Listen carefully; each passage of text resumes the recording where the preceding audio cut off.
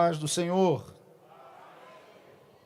Graças a Deus que nos dá a vitória por Cristo Jesus. Nós estamos aqui nesta linda igreja, conhecendo os irmãos e conhecendo o pastor Achileu, do qual já é do coração do meu irmão Juniel, coração dos meus pais que vieram aqui, foram muito bem recebidos e eu me senti da mesma forma. Que Deus abençoe seu servo, pastor desta igreja, e que Deus nos abençoe nessa noite.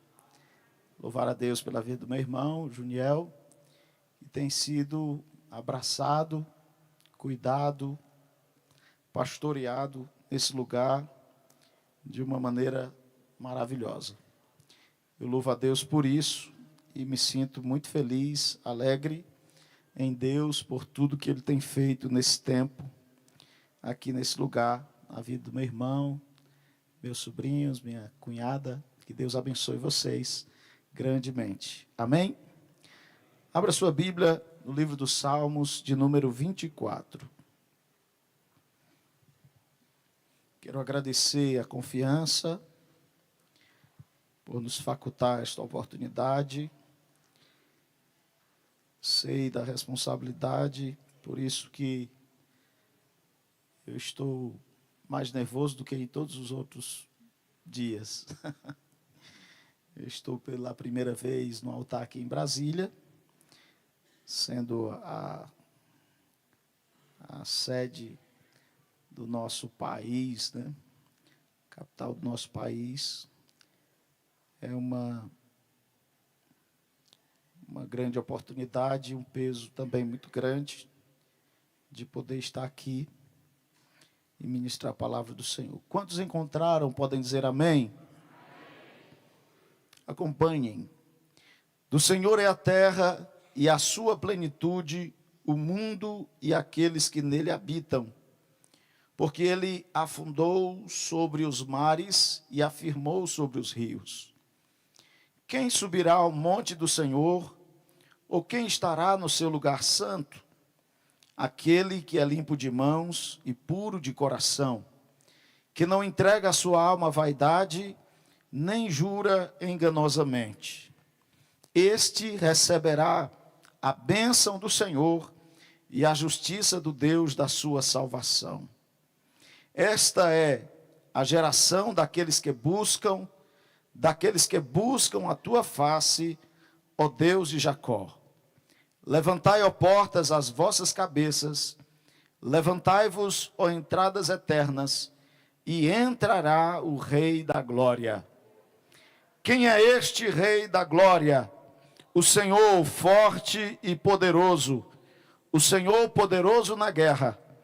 Levantai, ó portas, as vossas cabeças, levantai-vos, ó entradas eternas, e entrará o Rei da Glória. Toda a igreja, quem é este Rei da Glória? O Senhor dos exércitos, Ele é o Rei da Glória. Glória a Jesus. Bendito Senhor, nós te adoramos neste lugar, reconhecendo que sem ti nada podemos, mas contigo somos mais do que vencedores.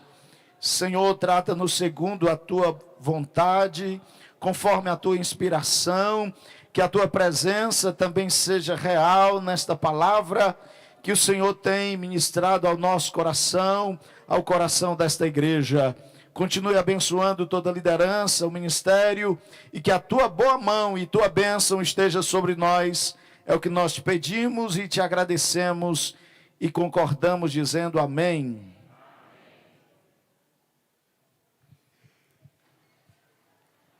Meus amados irmãos, estamos diante de um salmo tanto quanto especial. Ele revela uma das maiores dádivas de Deus para conosco. O plano do reino de seu Filho Jesus. próprio Jesus, em João capítulo 3, versículo 16, ele diz: porque Deus amou o mundo de tal maneira que deu o seu Filho unigênito, para que todo aquele que nele crê não pereça, mas tenha a vida eterna. Porque Deus enviou o seu Filho ao mundo, não para que condenasse o mundo, mas para que o mundo fosse salvo por ele. É importante pensarmos como o salmista, ele vai fazer uma afirmação indubitável. Ela é importante nós entendermos que quando Deus envia o seu Filho, ele não especifica para quem especialmente. Ele envia para todos. Embora que nós saibamos que a validade do plano de salvação de Deus se dá por aqueles que creem nele. Eu quero perguntar: quantos aqui creram no Senhor Jesus de todo o seu coração? João vai escrever em seu evangelho que ele veio para o que era seu, e os seus não receberam, mas a todos quantos o receberam, deu-lhes o poder de serem feitos filhos de Deus. A saber, os que creem no seu nome. A importância de estarmos cientes de que ele veio para o mundo, quando retrata o Salmo 24, do Senhor é a terra, toda a sua plenitude, o mundo e aqueles que nele habitam. Ele está englobando não somente as pessoas, como também a totalidade da sua criação.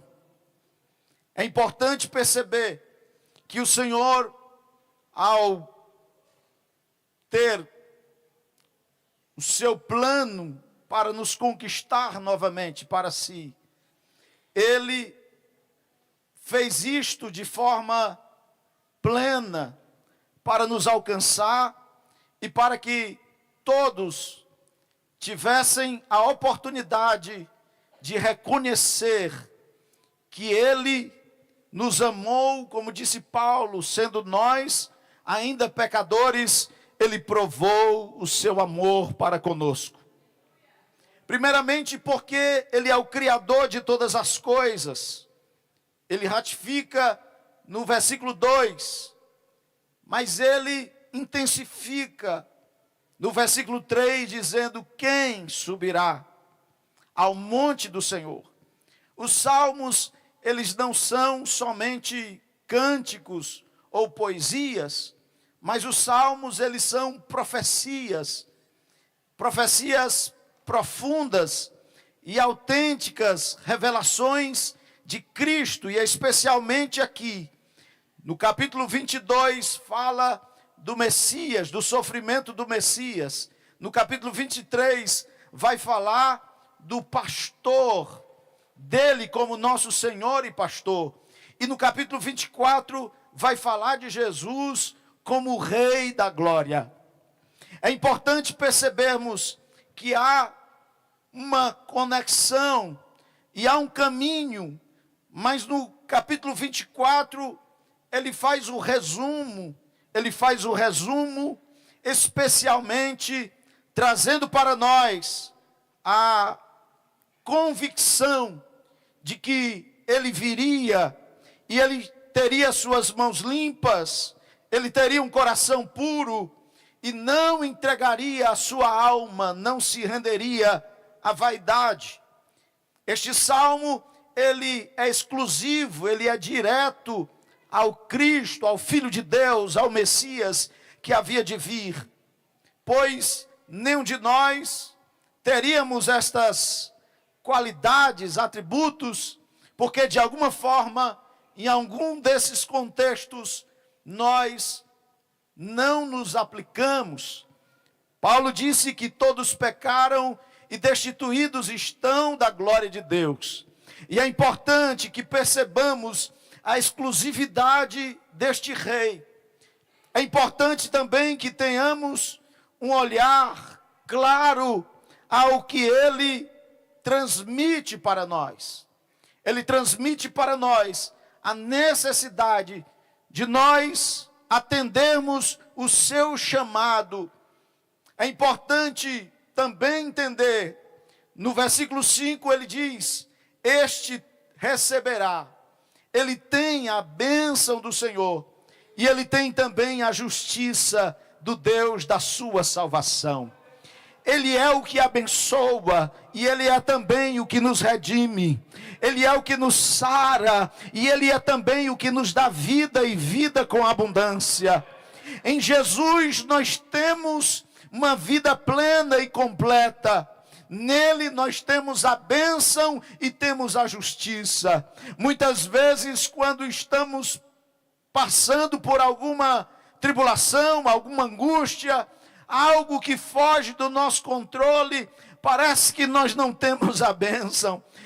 E começamos a duvidar de nós mesmos, o que eu fiz para merecer isto, o que eu fiz para estar passando por isso. Mas em Cristo Jesus, tanto a bênção como a justiça de Deus estão nele, e por isso, da nossa busca por ele. Ele diz no versículo 6, esta é a geração daqueles que buscam, e daqueles que buscam a tua face, ó Deus de Jacó. É importante percebermos, irmãos, que claramente ele fala de uma maneira transcendente. Davi está escrevendo não aquilo que ele acha, mas cheio do Espírito Santo, falando daquilo que aconteceria mais tarde, aconteceria depois. Ele não teve o privilégio que nós temos de já estar no tempo da graça, do derramar do Espírito Santo, mas ele tem aqui como a abertura dos seus olhos espirituais e mostra, ele é como se ele estivesse vendo-nos, nós como a geração dos que buscam a face do Senhor. É muito fácil para aqueles que têm uma referência, que olham, que veem, têm os escritos, têm os evangelhos. É muito fácil para buscar ser parecido com alguém. Mas a dificuldade para Davi ou para os patriarcas que tinham o desejo como Moisés desejou, como outros desejaram ver a face do Senhor, mas não tiveram esse privilégio. Os discípulos até com Jesus, no capítulo 14 de João, Filipe diz, mostra-nos o Pai, é o que nos basta. E Jesus está diante deles, e ele diz, Filipe, eu estou há tanto tempo convosco, e não tendes visto o Pai. Quem vê a mim, vê o Pai que me enviou. Jesus deixa claro, antecipadamente, no mesmo capítulo 14, que os discípulos sabiam para onde ele ia, conheciam o caminho. E eles, como Tomé faz a pergunta duvidosa, ele diz, Senhor, nós não sabemos para onde tu vais, como podemos saber o caminho? Jesus vai dizer, eu sou o caminho e a verdade e a vida. Ninguém vem ao Pai a não ser por mim. Ele não está dizendo ninguém vai ao Pai ou vai para o céu. Ele está dizendo ninguém vem. Ele está se colocando como parâmetro, como exemplo. Quando diz em tudo vos dei o exemplo, assim como eu fiz, fazei vós também. É como se Davi estivesse vendo-nos hoje. Uma geração que tem o parâmetro. Uma geração que tem o exemplo. Uma geração que tem uma referência. É como o desejo de Davi. Por isso que ele, pelo próprio Deus, é considerado, esse aí é um homem segundo o meu coração. Ele tem anelos, ele tem desejos de me conhecer, ele tem desejo de estar na minha casa.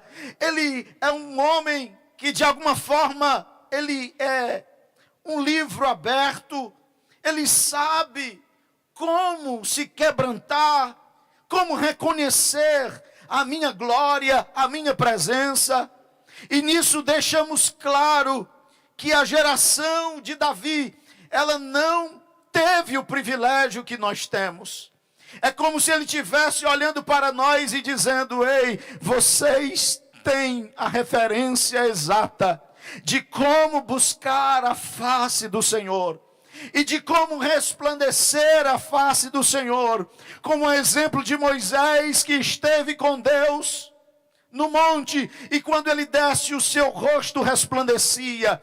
Agora ele está apontando para nós, a geração, os que nasceram depois da morte de Jesus, depois da vitória de Cristo, depois dele ter vencido esta separação, depois dele ter dado o brado na cruz do Calvário e dito: está feito, está consumado. E quando ele dizia isto, o véu do templo se rasgou de alto a baixo. Davi olha para nós e vê uma geração que nasceu de novo. Uma geração que teve o privilégio do sacrifício do cordeiro ter sido efetuado. Por exemplo, quando Jesus está falando com a mulher samaritana à beira do poço, no capítulo 4 de João, ele diz para ela algumas coisas. Mas uma delas, quando ela pergunta aonde devemos adorar, ele diz que o mais importante, o que importa não é aquele que sobe o monte ou aquele que vai para o templo, mas o que importa para o Pai é onde há um verdadeiro adorador, que adora-o em espírito e em verdade. Porque o Pai procura aqueles que assim o adoram. Só que a frase mais interessante não é esta. A frase mais interessante que nos faz perceber o capítulo 24, como Davi se sente e como nós nos sentimos. Ele diz: a hora vem e já chegou. Ele está dizendo para aquela mulher que chegaria a hora, mas ainda não tinha chegado a hora. Ele estava dizendo para ela que o motivo e o sacrifício, o cordeiro já estava ali, mas ainda não tinha acontecido. Do mesmo jeito, no capítulo 16 de Mateus, ele vai perguntar aos seus discípulos: e vós, quem dizeis que eu sou? Então Pedro se levanta e diz: tu és o Cristo, o Filho do Deus vivo. Ele diz: não foi carne e sangue que te revelou, mas o meu Pai que está nos céus. Mas ele aconselha os discípulos e disse: olha, não digam isso ainda. Não preguem esse sermão ainda.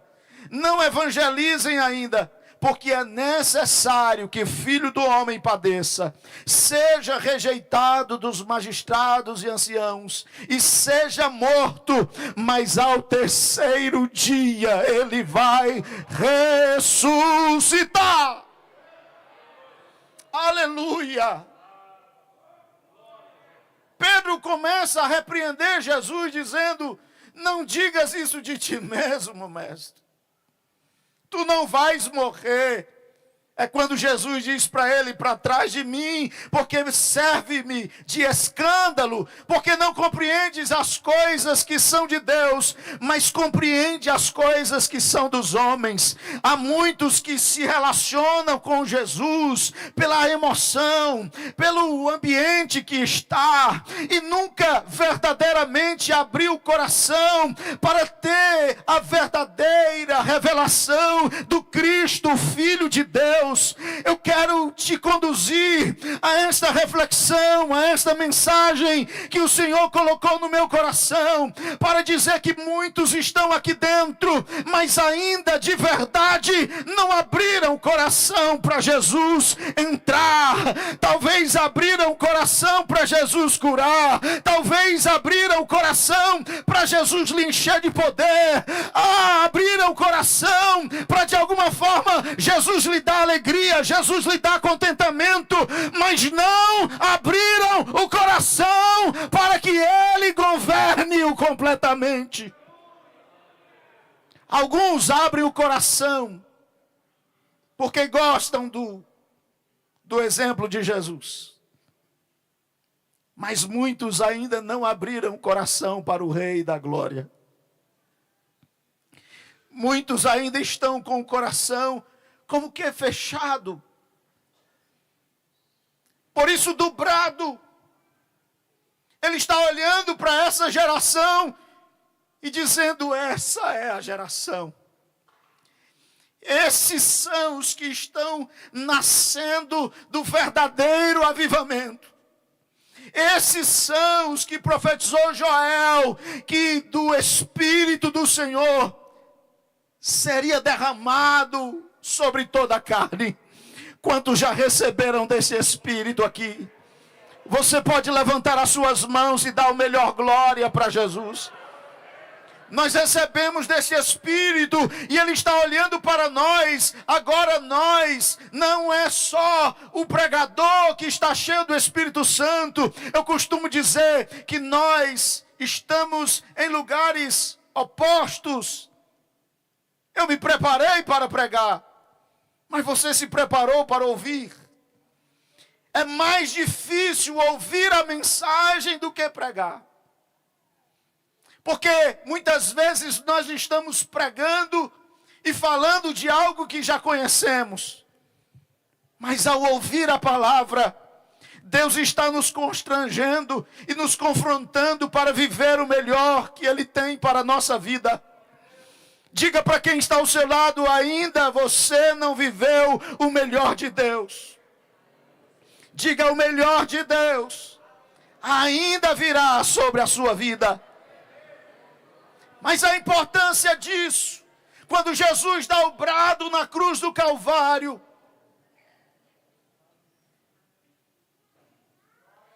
é esse brado que se ouve como uma voz transcendente: levantai-vos, levantai, ó portas, as vossas cabeças, e entrará o Rei da Glória. Levantai-vos, ó entradas eternas, e entrará o Rei da Glória. Há uma luta travada.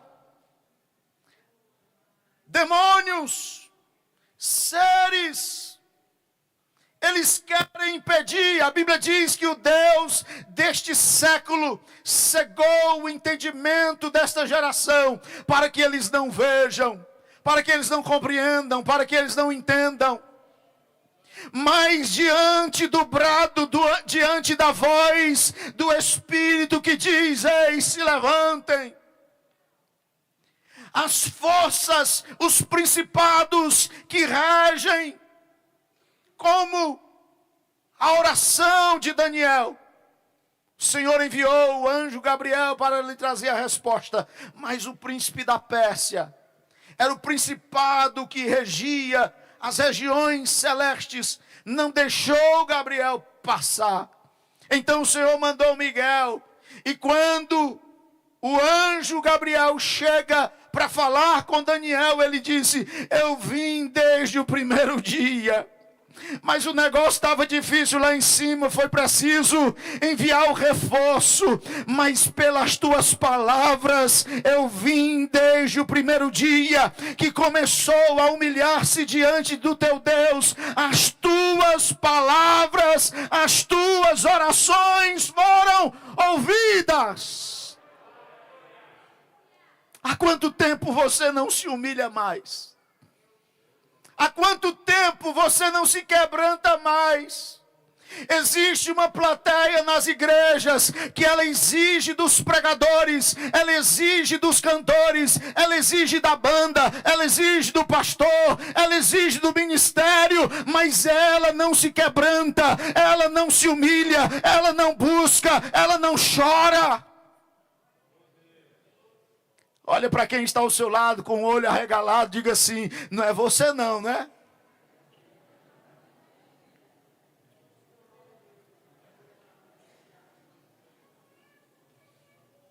Quem é este Rei da Glória? O Senhor forte e poderoso, o Senhor poderoso na guerra. Ele se levanta, Ele não se levanta para empatar. O nosso Deus, Ele se levanta para vencer. Mas quando Ele vem, é uma voz que brada dizendo: levantai-vos. Quando Jesus está ressuscitado, uma das coisas que Ele diz aos seus discípulos é-me dado todo o poder nos céus e na terra. Sabe o que Jesus está dizendo? Ei, agora os principados, as potestades, as portas, as cabeças, as autoridades do ar, elas não têm mais poder. Agora eu lhes dou poder em meu nome. Digam só em meu nome, falem no meu nome, e aquilo que estiver trancado vai sair do meio. Ele diz: eu vos darei poder, e as portas do inferno não ficarão de pé diante da minha igreja. Quantos já receberam desse poder aqui? Quantos podem exaltar o nome do Senhor? Deus lhes deu poder. É no nome dEle. Essas portas do inferno, elas estão retratadas por Davi neste salmo. Portas eternas, portas do inferno, elas estão de pé. Enquanto a igreja não vai dizendo: o Rei da Glória chegou. O Rei da Glória chegou. Quando o Evangelho começou a ser anunciado primeiramente por João Batista, ele diz: arrependei-vos e convertei-vos, porque é chegado o reino dos céus. Quando passa João Batista, vem Jesus, e a primeira mensagem que ele prega é: arrependei-vos e convertei-vos, porque é chegado o reino dos céus. Quando Jesus é assunto aos céus, a primeira mensagem que Pedro prega é dizendo: arrependei-vos e convertei-vos, para que sejam apagados os vossos pecados e venham assim os tempos do refrigério pela presença do Senhor. Quantos desejam a presença do Senhor? É necessário que entendamos isto. Eu quero retratar as entradas, as portas que estão sob nós, mas as entradas eternas, eu retrato como se fôssemos especialmente nós. Nós estávamos fadados à morte, a morrer, porque o pecado nos deixou com este salário. E era necessário se pagar. O salário do pecado é a morte, mas o dom gratuito de Deus é a vida eterna. Jesus disse, lá em Betânia, no capítulo 11 de João, ele disse: aquele que vive e crê em mim, nunca morrerá. Ele não está falando agora de Lázaro, mas está falando para aqueles que o aceitaram ou o aceitam, para aqueles que entregaram-se ao Rei. É importante perceber que para que ele entre, é necessário conhecê-lo. Davi pergunta: quem é este Rei da Glória? E ele mesmo responde: é o Senhor forte, é o Senhor dos exércitos. Este é o Rei da Glória. É importante intensificar, meus irmãos. Jesus, na oração sacerdotal, no capítulo 17, ele diz, um dos versículos, falando com o Pai, ele diz: Pai, eu dei-lhes a glória que a mim me deste, para que eles sejam um em mim, como eu sou um em ti, ó Pai. Eu vejo, irmãos, que o nosso tempo, de alguma forma, surgiram muitos movimentos. E como relatamos, muitos creem em Jesus pelo que Ele pode fazer, mas não por quem Ele é. O próprio Jesus pergunta para os discípulos, e os discípulos têm que responder: quem vós pensais, dizeis que eu sou? É importante chegar aqui e saber que o pastor sabe pregar e dizer claramente, definir claramente quem é Jesus. Mas e para você? Porque para a multidão, muitos achavam que era um outro João Batista. Muitos acharam que eram Jeremias, que eram Elias, ou era algum dos antigos profetas, porque se assemelhava a eles. Muitos compreendiam Jesus como algo, como uma soma, como algo para adicionar na sua fé, na sua crença.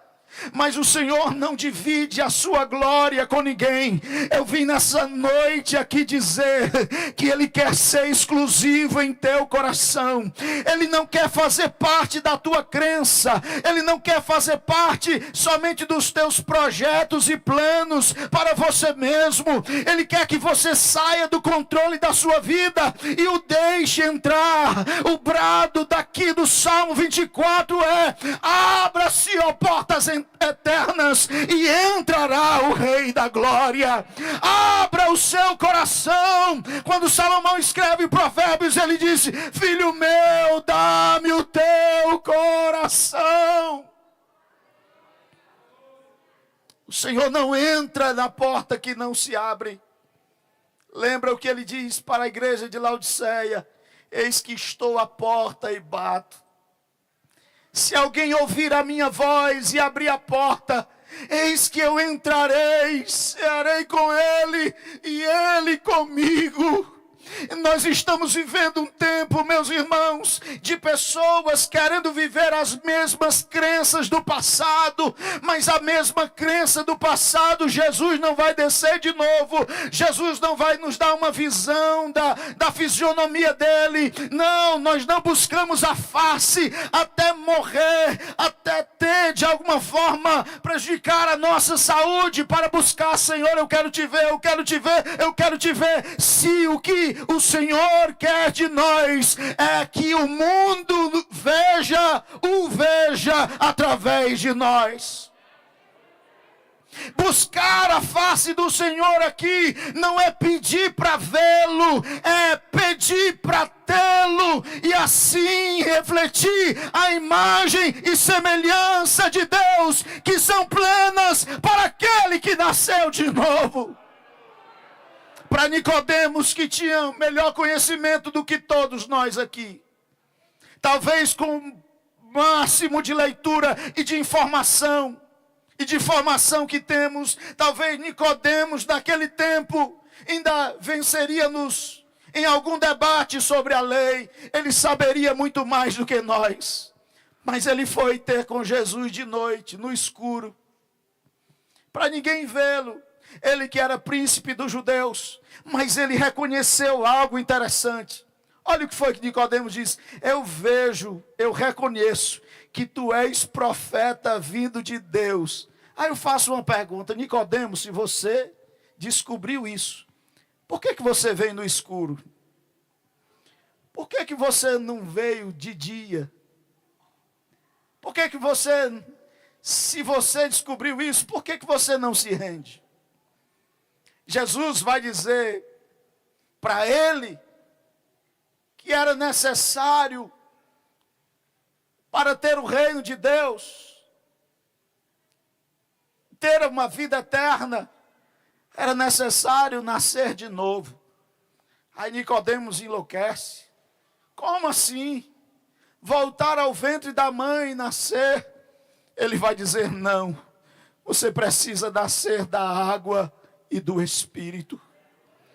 Você precisa experimentar da palavra, mas precisa experimentar do Espírito. Espírito. Você precisa vibrar com a mensagem, com a igreja, mas você precisa ser a mensagem e ser a igreja que o mundo precisa.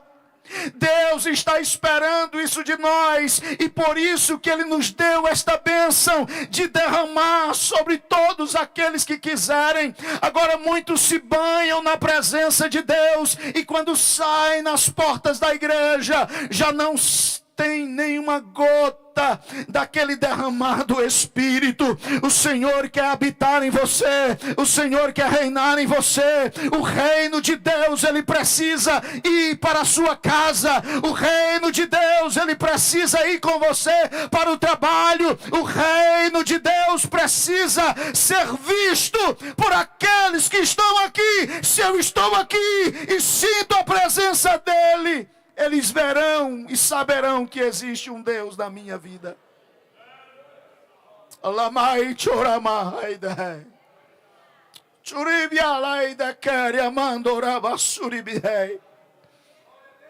Quem é o Rei da Glória para você? Ele só concorda com o que você quer. Ele só tem que aprovar seus desejos e sonhos. E o que você está fazendo para o Rei? Pergunta mais uma vez para esse crente aí, para que ele não fique zangado só comigo. Pergunta para ele o que você está fazendo para o Rei. Nós precisamos do reino de Deus, não somente aqui, mas que este reino esteja sobre nós, em nós. Este monte que ele subiu, ele mesmo retrata em Mateus 5, quando ele diz: olha, assim resplandeça a vossa luz diante dos homens, para que vejam as vossas boas obras e glorifiquem a vosso Pai que está no céu. Só ele poderia dizer: eu sou a luz do mundo, e quem me segue não andará em trevas, mas terá a luz da vida. Mas ele diz a nosso respeito, ele diz das entradas eternas que receberão da presença dele, do Espírito dele, da graça dele, da glória dele, e refletirão a sua glória, para que os homens lá fora vejam através das nossas obras a glória dele. Ele diz assim, ó: não se pode esconder uma cidade que foi edificada sobre o monte. Quem subiu o monte? Quem subirá ao monte do Senhor? É interessante, irmãos, porque até serve de amuleto o Salmo 91. E o Salmo 91 não é dirigido para nós ou para pessoas normais. O Salmo 91 também é dirigido para Jesus. Ele é direcionado para Jesus. E quando é que o Salmo 91 tem algo para mim? É quando eu estou em Cristo. Paulo vai dizer: se alguém está em Cristo, então nova criatura é. As coisas velhas passaram e eis que tudo se fez novo. Ele também diz: portanto agora nenhuma condenação há para os que estão em Cristo Jesus, que não andam segundo a carne, mas segundo o Espírito. Quantos aqui querem andar segundo o Espírito? Nós temos um reino, e esse reino não pode ser abalado. Esse reino não é quando eu quero, não é do jeito que eu quero, não é da minha maneira. Esse reino já tem um rei, e esse rei já tem uma glória, e ele quer ser glorificado na sua vida, ele quer ser glorificado no teu casamento, ele quer ser glorificado na tua paternidade, pai, ele quer ser glorificado na tua maternidade, mãe, ele quer ser glorificado na vida dos filhos. Ele não divide a sua glória com ninguém. João vai dizer: vede quão grande caridade nos tem concedido o Pai, de que fôssemos feitos agora filhos de Deus, a saber, os que creem no seu nome. Nós não somos filhos de Deus sem Jesus. No mundo, se está no sol, eu vou para a sombra, porque eu também sou filho de Deus. Se não recebeu, por que eu não recebi? Eu também sou filho de Deus. Todo mundo acha que receber coisas boas é ser filho de Deus. Não, ser filho de Deus é para quem está em Cristo. A Bíblia é clara quando diz só há um único filho de Deus. O unigênito. Não, nós não somos todos filhos de Deus. Ele me adotou agora. Ele me adotou em Cristo. Nós fomos feitos filhos de Deus no Filho eterno de Deus. No Monte da Transfiguração, quando estavam lá, Pedro, Tiago e João, eles estavam sonolentos. Quando acordaram, foram acordando, viram Jesus. E viram também Moisés e Elias, como numa visão. E Pedro tem a brilhante ideia de dizer: Senhor, nos permita edificar uma tenda ou um altar para ti, para Moisés e para Elias.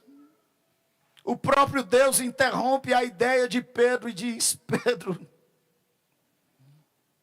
uma nuvem luminosa os cobre e vai dizer: este é o meu filho amado, a ele o ouvi.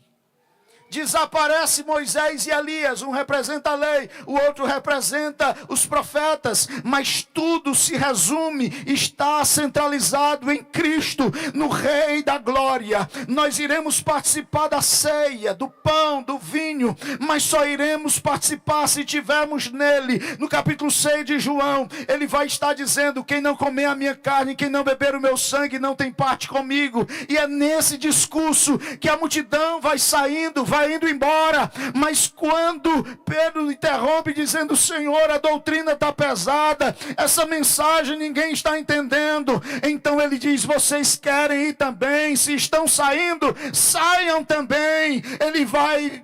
Ele vai bradar dizendo: para quem iremos nós, se só tu tens as palavras de vida eterna? Ele não está dizendo para onde, ele está dizendo para quem, porque Jesus é uma pessoa. Jesus não está morto, Jesus não foi um sacrifício que ficou estampado e ficou lá colado na cruz. Não, ele ressuscitou ao terceiro dia, e ele vai dizer: eu tenho todo o poder no céu e na terra. Eu finalizo só voltando para o versículo 1. Quando o diabo levou Jesus para ser tentado, nada do que o diabo ofereceu para Jesus era engano, era mentira, era tudo verdade. Porque antes de Jesus morrer, era dele. A própria palavra vai garantir isso. O Deus deste século. Mas quando Jesus veio, ele restaurou essa barreira de separação, como Paulo escrevendo aos Colossenses, e a cédula, a dívida que nos era contrária, ele cravou na cruz. Quantos podem celebrar porque ele levou sobre si a tua dívida, a tua conta? Então ele pagou o seu preço. Nós devemos muito. Certa vez um camarada, influencer na internet, ele teve a cara de pau de dizer que saiu da igreja. E quando ele saiu da igreja, ele disse assim: rapaz, é tão interessante a mensagem dos evangélicos. Porque eles dizem que Jesus morreu por mim, eu não pedi para ele morrer. Pediu não, miserável. Ninguém pediu, ele mesmo deu. Ele sabia da nossa necessidade.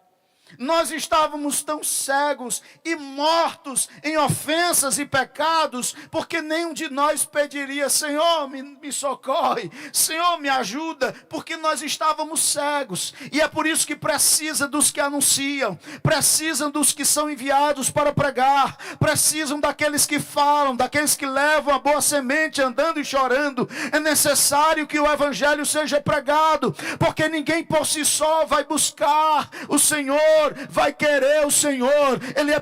precisa que a luz chegue até ele, para que ele deseje ser iluminado. Jesus, no mesmo capítulo 3, que está conversando com Nicodemos, ele denuncia Nicodemos exatamente com o que ele está fazendo. Nicodemos, o que você está fazendo é o que a humanidade toda faz. Ela me procura no escuro, ela me procura de noite, ela me procura quando ninguém pode os ver. Ela vem para a igreja e depois se envergonha de mim, mas eu estou procurando uma geração dos nascidos de novo, uma geração dos que buscam a face do Senhor. É estes que o Senhor está procurando.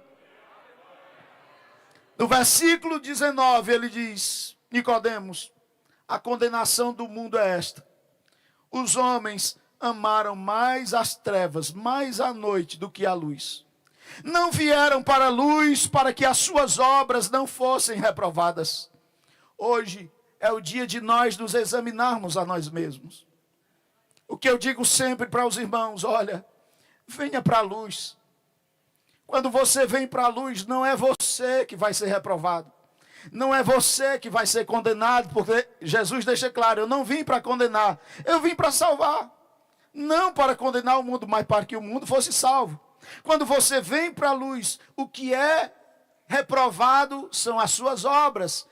É o seu velho homem, é a sua velha natureza, são suas práticas antigas. Elas devem morrer para que o reino de Deus seja evidente na sua vida.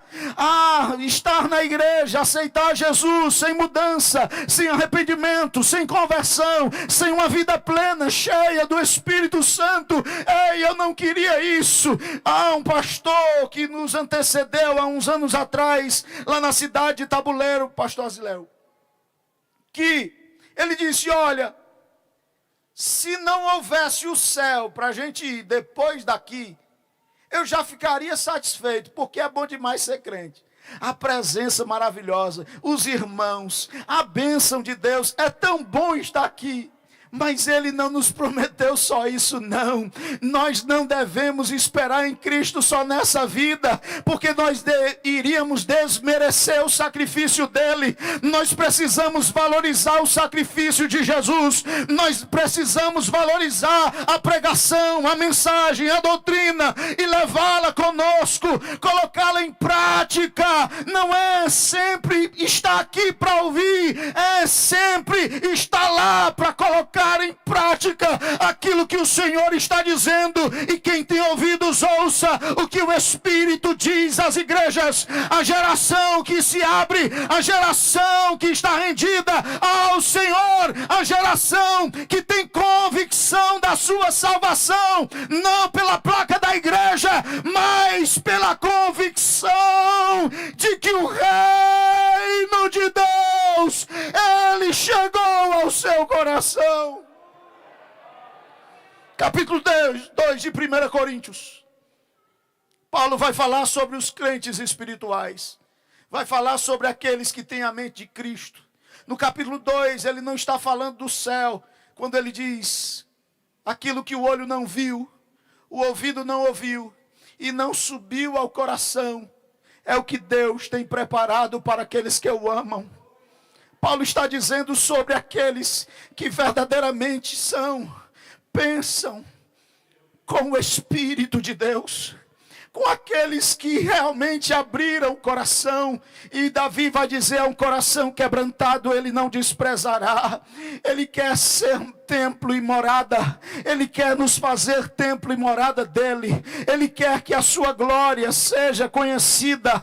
Ele quer que a sua glória seja propagada. É por isso que ele liberou a porção. É por isso que ele derramou sobre todos, para que todos tenhamos a responsabilidade de mostrar que o Rei da Glória está vivo. Não trocar este Rei por outras coisas. Não trocar esse nome, este Senhor, por outros senhores ou por outros nomes. Nós estamos aqui na capital, onde as decisões são dadas, os destinos do nosso país, e nós precisamos ainda colocar primeiramente somente a nossa confiança em Deus. Nós não temos só um presidente, nós não temos só um senador, nós não temos só um deputado federal, nós não temos só um deputado estadual, nós não temos só um prefeito, um ministro do Supremo, nós temos o Rei da Glória. E um dia ele virá e na sua coxa estará escrito: Rei dos Reis e Senhor dos Senhores, Rei dos Reis e Senhor dos Senhores. Quem é o Rei da Glória para você?